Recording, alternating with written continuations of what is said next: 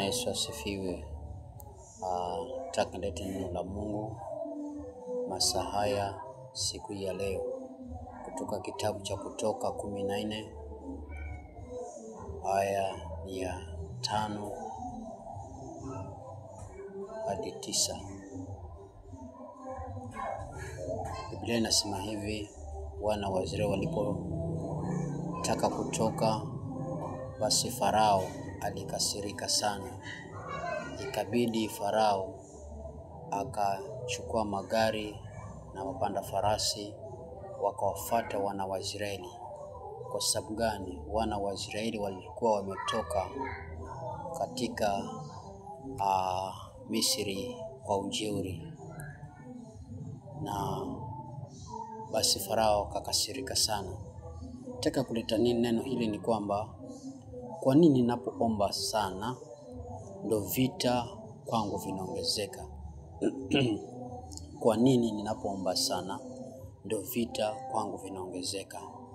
Biblia inasema hivi ya kwamba wakati Musa alipoenda katika nchi ya Misri, alipoenda kusema tu ya kwamba Mungu anataka wana wa Israeli waende katika nchi yao ya ahadi, basi Musa akawa amechokoza Farao katika nchi wa Misri. Ndipo Biblia inasema kwamba ukisoma hiyo Kutoka kuanzia hapo 5 mstari wa 6 hadi 10, inasema kwamba basi walipoambiwa waliongezewa vita sana.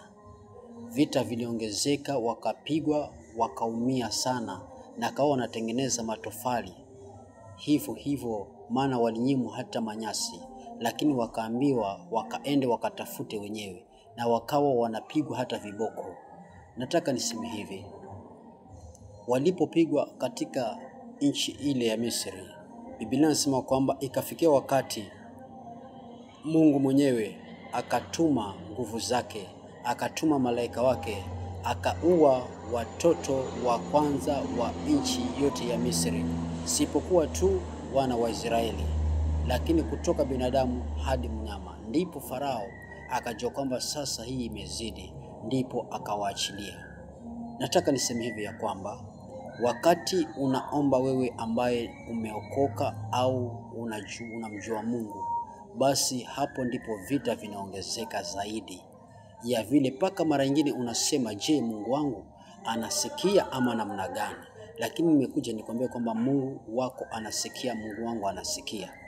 Na kwa nini inakuwa hivyo? Kwanza inaaminisha kwamba ni ishara ya kwamba jibu lako liko karibu sana. Jibu lako liko katika mlangoni. Inaaminisha kwamba wakati kumeinuka vita zaidi unapoomba, inaonyesha kwamba ushindi uko karibu na wewe.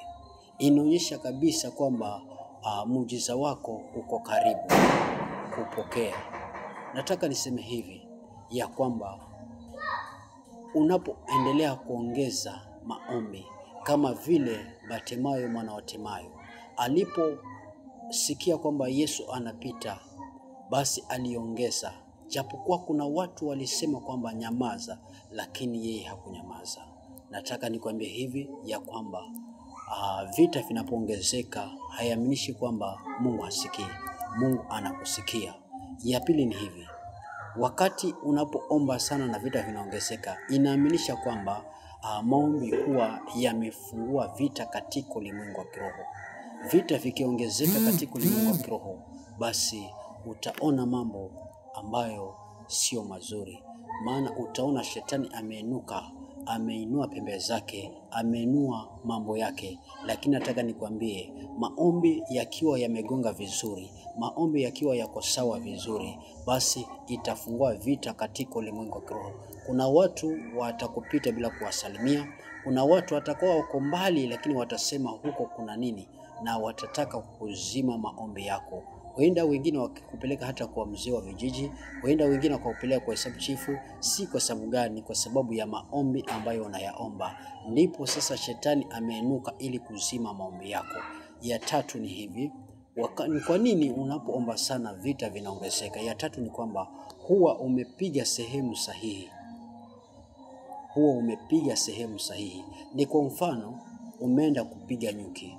Basi unapopiga nyuki, nyuki hutapakaa na hutafuta wakuma ni upi. Kwa hivyo wakati unaomba sana, vita vinapoongezeka sana, inamaanisha kwamba umepiga sehemu sahihi. Na hapo ni lazima wanajua kabisa ukombozi wako uko karibu. Baraka zako ziko karibu. Ndipo atainuka sana. Na inawezekana kwamba unapoombea mzee wako acha ulevi, anakuja ndo anakuwa chakari kabisa. Haimaanishi kwamba Mungu hasikii. Mungu anakusikia na jibu lako liko mlangoni. 4. Ni kwa nini unapoomba sana vita vyangu huongezeka, matatizo yangu huongezeka? 4 ni kwamba anasimama zaidi shetani ili kukukatisha tamaa, kuonyesha kwamba huyo Mungu ambaye unamwabudu basi hasikii. Ndio maana anakukatisha tamaa. Kwa hivyo atainuka ili kukukatisha tamaa. Atajaribu kupiga usiweze ili kukatisha tamaa.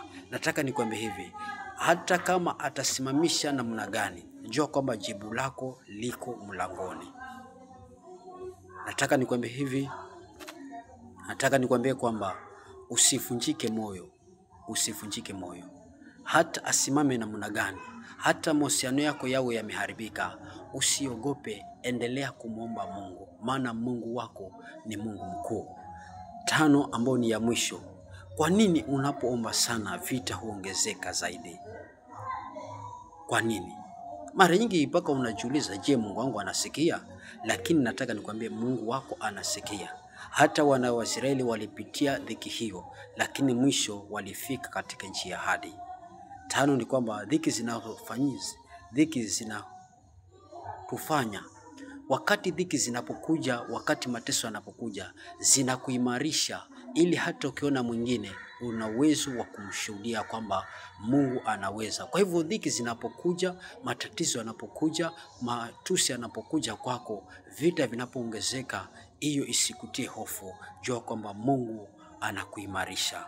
Anapokuimarisha utakuwa vizuri. Je, nifanyeje wakati vita vimeinuka? Ukisoma kitabu cha Luka 22:44, hapo ndo kwenye jibu lako. Wakati Yesu alipokuwa katika dhiki, alizidi sana kuomba. Kwa hivyo wakati unapoona vita vimeongezeka, wewe mtumishi wa Mungu, basi zidi sana kuomba. Ukizidi sana kuomba utafanikiwa. Ukizidi sana kuomba utashinda vita. Ukizidi sana kuomba utafanikiwa. Nataka nikwambie, zidi kuomba, zidi kuomba, zidi kuomba. Ukizidi kuomba, hakika utapata jibu lako.